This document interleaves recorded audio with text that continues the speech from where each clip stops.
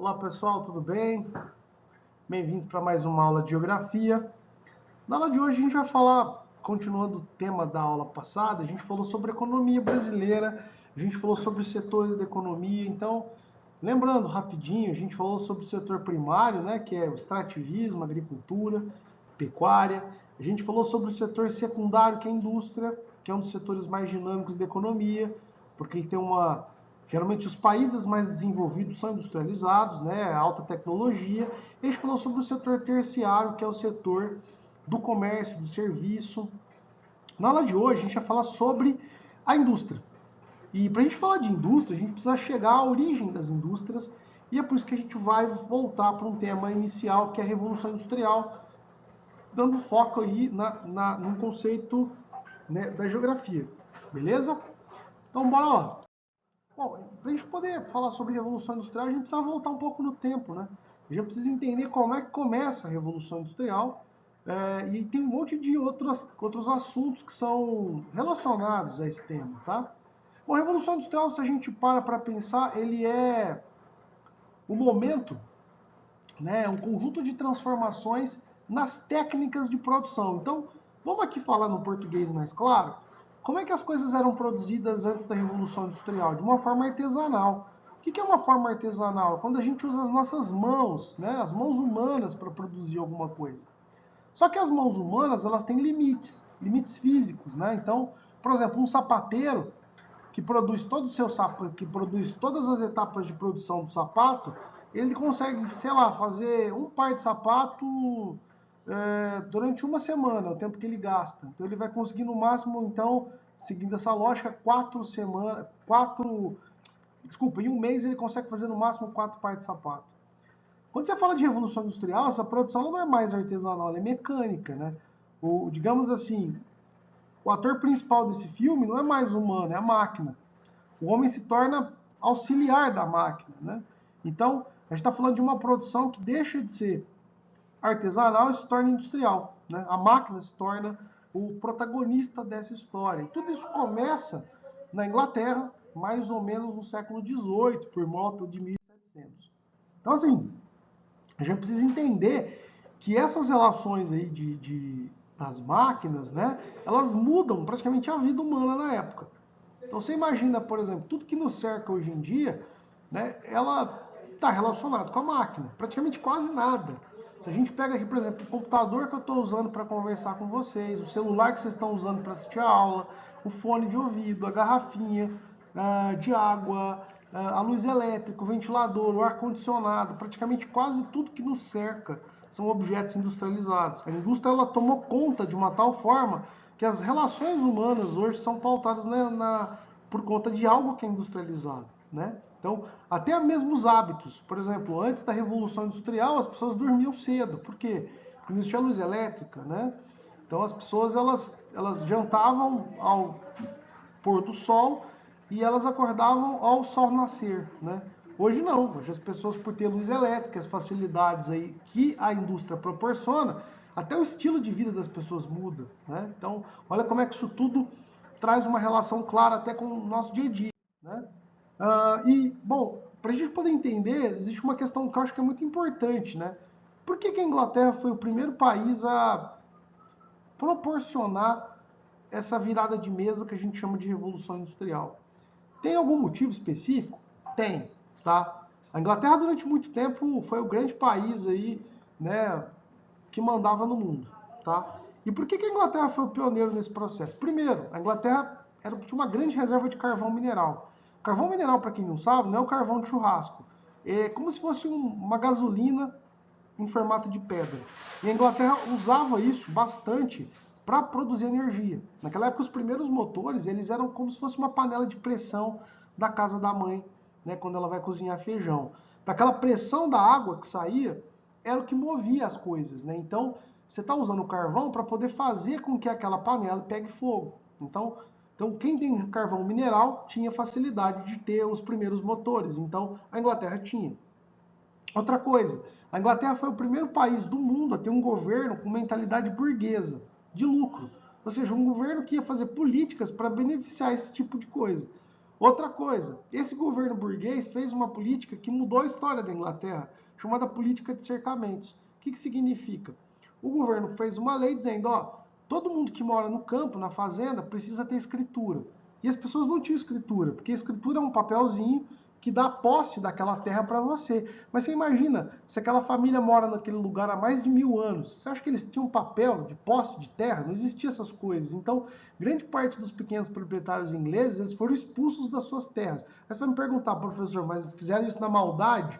Não, tinha um objetivo maior. Qual era o objetivo? Usar essas terras desses pequenos produtores para poder plantar produtos que pudessem dar matéria-prima para as fábricas que estavam surgindo na Inglaterra. Olha que doidura.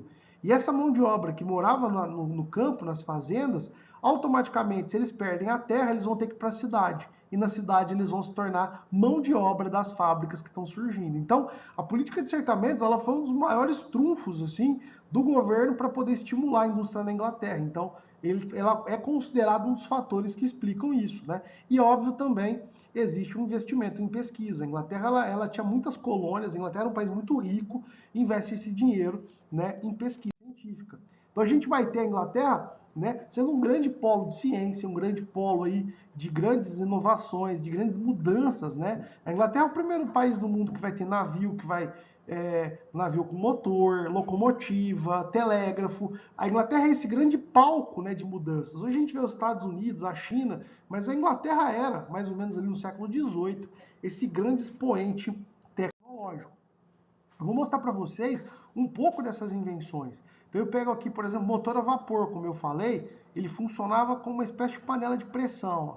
Esse cara, o Thomas Newcomen, ele é um dos primeiros a pensar sobre isso. Dá uma olhada na estrutura desse motor que ele cria, tá? O Newcomen, ele vai criar uma ideia que era usar o carvão mineral para aquecer um recipiente fechado, hermeticamente fechado à pressão, né, com água, e a pressão dessa água que sai, o vapor, né, ele poderia produzir, digamos assim, movimento, né? Óbvio, cara, que não tem um motor aqui a pressão com grande potência. Eram pequenas, assim, coisas, eram atividades bem simples, né, que eram realizadas, mas já existiam. O James Watt, ele vai pegar o motor do Newcomen e vai melhorar ainda mais. Ó.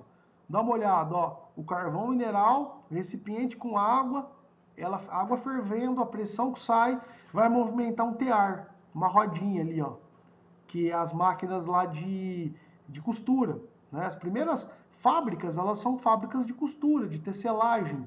Né? Era um movimento simples. Vocês já devem ter visto na casa da avó de vocês aquelas máquinas de costura que a avó ela movimenta com o pé. Não é um movimento tão complexo. É você usar a máquina para fazer, para simular esses movimentos, né? De uma forma ininterrupta, né? Ela não cansa. Então, é diferente do movimento humano. Quer ver? Ó, vamos dar uma olhada aqui numa outra imagem. O tear a vapor. Olha como é que eu estou saindo, né, do Newcomen, fui pro James Watt, criando aquele motor, e agora eu estou criando com o Edmund um tear a vapor. Estou usando toda aquela ideia do motor a vapor para poder fazer uma máquina que produza tecidos. Tá? Olha que interessante. Tá? Uma engenhoca, né, que vai chegar ao ponto de uma indústria que produz tecidos. É diferente de você fazer à mão, que vai demorar muito tempo. Né? Dá uma olhada nessa imagem. Isso aí é uma imagem real, né, de uma fábrica. Inclusive, naquela época era muito comum a gente ter trabalho infantil, todas essas questões. Tá? Esse motor a vapor ele vai chegar num nível de sofisticação a tal ponto da gente ter, por exemplo, as primeiras embarcações a vapor. Olha aí, ó. Por isso que saía uma fumaça muito geralmente escura, né, do carvão, o navio, né? A gente vai ter as locomotivas também a vapor. Então, os primeiros protótipos, né, da locomotiva, do navio a vapor, eles vão sair da Inglaterra, como a gente está mostrando para vocês aí na imagem, tá? Então, assim, tudo isso, gente, muda totalmente a forma de enxergar o mundo, né? A gente até num primeiro momento chama, claro que esse processo ele vai ser de transição, né? A gente sai da mão de obra artesanal, depois a gente vai para a maquinofatura, que é quando o ser humano usa uma máquina, mas ele guia essa máquina para produzir alguma coisa, né? Até a gente chegar na maquinofatura, que é o que, basicamente, né? os motores movendo o trabalho humano. Hoje, por exemplo, vamos aqui pensar numa usina, que talvez seja um exemplo mais próximo de nós aqui em Garapava. As usinas hoje elas não são movidas por pessoas, são movidas por máquinas. Você quer ver um exemplo disso? Né? O tempo que a usina usa para produzir não é o tempo humano, mas é o tempo da máquina. Por exemplo, a máquina não para. Então, a usina ela não para a sua produção à noite, que é o tempo biológico, né? O tempo físico. Ela trabalha 24 horas. E o que os humanos fazem? Eles dividem turnos.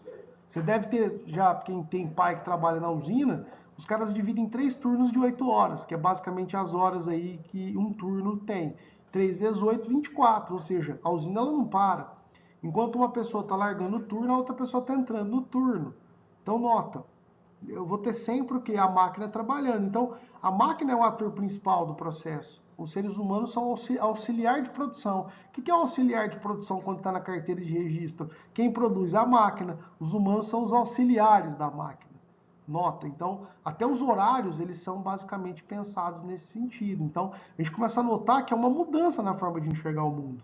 Tá? A gente não usa mais nas relações sociais o tempo da natureza, é o tempo da máquina, né? O tempo do relógio, é a aula que dura 50 minutos, aquela, enfim, a gente cronometra o tempo diferentemente de antes da Revolução Industrial. As pessoas marcavam, por exemplo, os encontros antes da Revolução Industrial. Ah, que hora que a gente vai se encontrar? Com o sol a pino, meio-dia.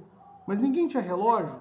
Ninguém está falando que é meio-dia, ou meio-dia 5, ou meio-dia 10, é quando o sol está a pino. Então, as horas não eram tão precisas para ninguém. Então, praticamente as pessoas quase não se atrasavam, porque a questão do tempo era muito diferente, a noção do que é hoje. Tá? É um tempo cronometrado. Por quê? Porque a máquina tem um tempo cronometrado. Tá? Então, é interessante